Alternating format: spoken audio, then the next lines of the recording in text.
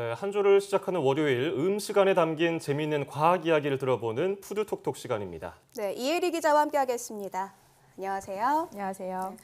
오늘 날씨가 굉장히 더워요. 또 이혜리 기자 옷차림 보니까 여름이 정말 성큼 다가왔구나 이런 느낌이 드는데, 자, 우리가 여름 하면 우선 여름 휴가 제일 먼저 떠올리고, 여름 휴가 하면 또 이제 여행을 빼놓을 수 없잖아요. 또 오늘 푸드톡톡에서도 세계로 떠나는 미식 여행을 주제로 준비하셨다면서요? 네, 맞습니다. 제가 이번 주와 다음 주 2주에 걸쳐서 세계 곳곳에 있는 이국적인 음식을 소개해 드릴 건데요. 여행 가면 보통 그 나라의 대표적인 음식 먹어보잖아요. 그쵸. 다양한 이국적인 음식 화면으로 보시면서 미리 떠나는 여름 휴가 기분 좀 내보시면 좋을 것 같아요. 예, 그러면은 어떤 음식이 소개될지 궁금한데요. 어떤 것들 준비하셨습니까? 네, 제가 뭐 좀 재밌게 소개해보기 위해서 그래픽을 준비해 봤거든요.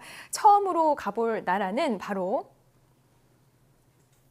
어디입니까? 네, 이동하고 있죠. 비행기가 러시아에 멈췄네요. 네, 러시아입니다. 러시아. 러시아 하면은 가본 적은 없지만 우선 엄청나게 추운 나라고 뭐 보드카 이 정도 생각이 나지, 러시아 음식은 정말 굉장히 좀 낯설거든요, 저한테는. 그렇죠. 사실 저도 취재를 하면서 러시아 음식을 좀 처음 접하게 됐는데요. 네. 먼저 화면을 보시면서 어떤 음식들 있는지 제가 직접 찾아간 곳을 좀 한번 보면서 나눠보도록 하겠습니다. 네, 지금 화면에 음식이 나오고 있는데요.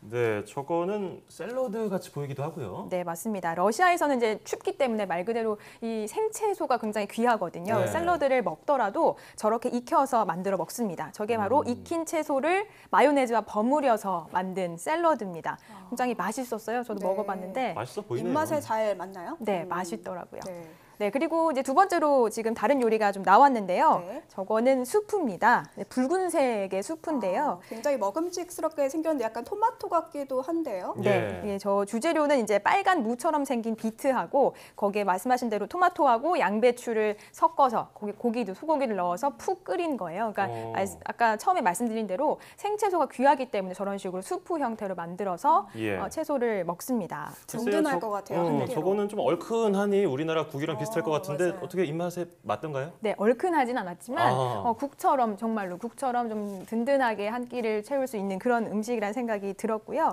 뭐 거부감이 크게 들지 않았던 이유가 추운 지역에서는 염장을 강하게 할 필요가 없잖아요. 네. 그래서 이제 간이 좀 심심해서 거부감 없게 먹을 수 있는 요리들이 많았습니다.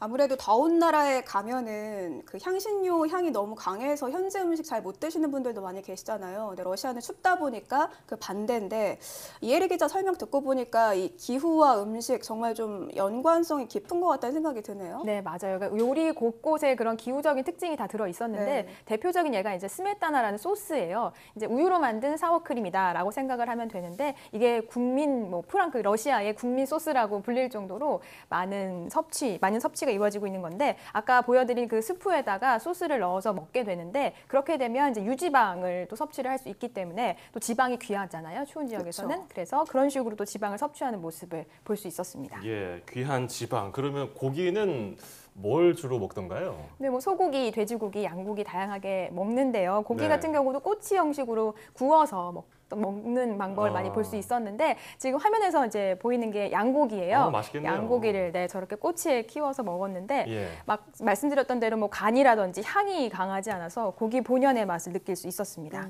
또 신기한 거는 말씀드린 대로 지방이 귀하다 보니까 지방이 많이 들어있는 돼지고기가 소고기와 비슷하게 팔리거나 혹은 좀 더 비싸게 팔리는 재밌는 현상을 볼 수 있었습니다. 네, 저는 좀 향이 강한 음식은 잘 못 먹는데, 러시아 음식은 향이 아주 강하진 않으니까 저도 뭐 편하게 잘 먹을 수 있을 것 같다는 생각이 들어요.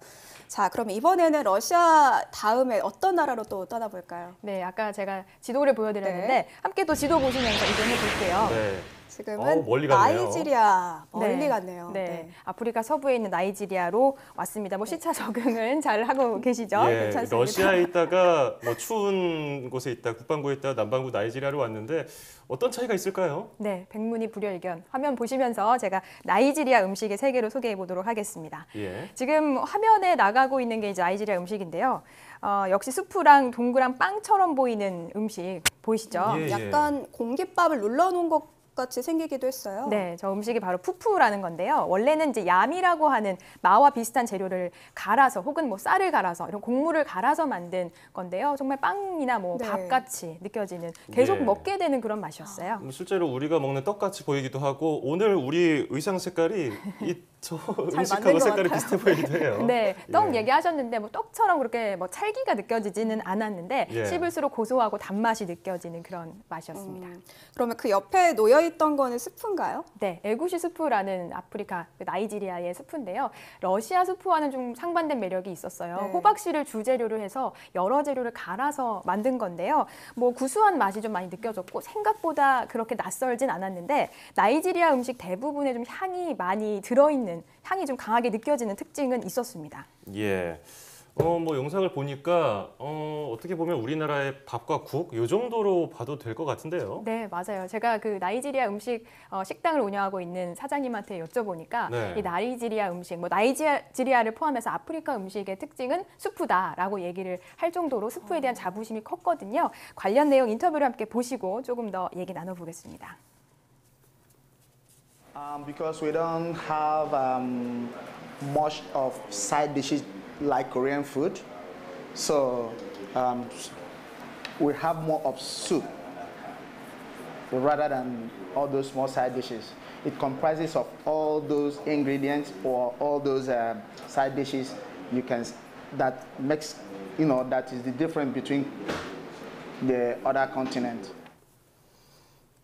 한마디로 반찬 대신 수프의 종류가 다양해서 다양한 맛을 즐길 수 있다 이런 말씀이신 것 같네요. 네, 맞아요. 실제로 가게에 가보니까 수프 종류만 10개가 넘었고 그 안에 어떤 재료를 넣느냐에 따라 굉장히 다양한 종류의 수프가 만들어졌거든요. 네. 그래서 뭐 수프를 뭐 우리나라의 된장찌개, 뭐 김치찌개다라고 비유할 정도로 수프에 대한 자부심이 대단하더라고요. 예. 본인 음식 그리고 그 나라의 음식에 대해서 자부심이 없으면 팔질 못하죠. 그렇죠. 자, 러시아하고 나이지리아 극단의 음식이 만난 것 같은데 가장 큰 차이점을 꼽으라면 뭐를 정할 수 있을까요?